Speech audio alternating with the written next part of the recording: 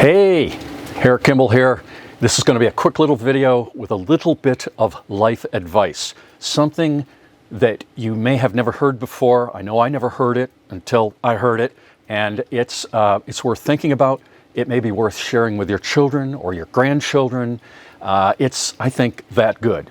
The story of this goes back many years ago to when I was working for a contractor. I can remember the job. It was Barb's Diner in Locke, New York. And he told me, I hired a new guy today, he's going to be coming in, put him to work. So shortly thereafter, the new guy came in. His name was Steve. And you know about Steve if you've watched my videos, because I told a story about him and me and an impossible situation up on a roof. And I'll put a link at the end of this if you haven't seen that.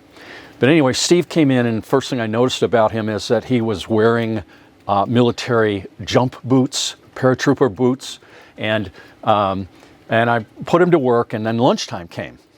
And that's when I started to ask Steve about himself, and I found out that he had not too long before gotten out of the Army.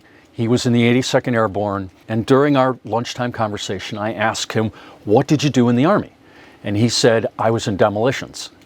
And I said, so you're a demolitions expert? And he immediately said, no, I'm not an expert. I'm a specialist. All the experts are dead.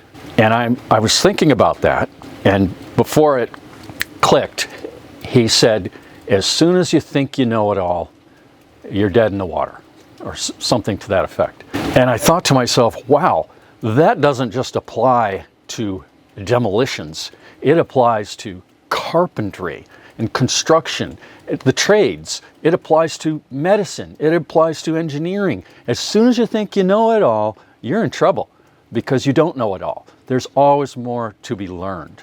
So whenever I hear someone introduced as an expert at something, I think to myself, yeah, right. I doubt it. I hope not. I hope he's a specialist. And so I found out that Steve, when it came to carpentry and construction, he was a specialist. He was interested in learning, expanding his knowledge, his skills, and that's why he and I went into business, because we were like two peas in a pod when it came to that. We were open to new ideas, new tools, and all of that sort of thing. So that's my story. All the experts are dead. Don't be an expert.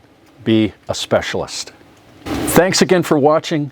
I appreciate all my viewers. I appreciate those thumbs ups that I get. And I hope if you haven't subscribed, you will, because you never know what you're going to get on this channel. It might be something really good.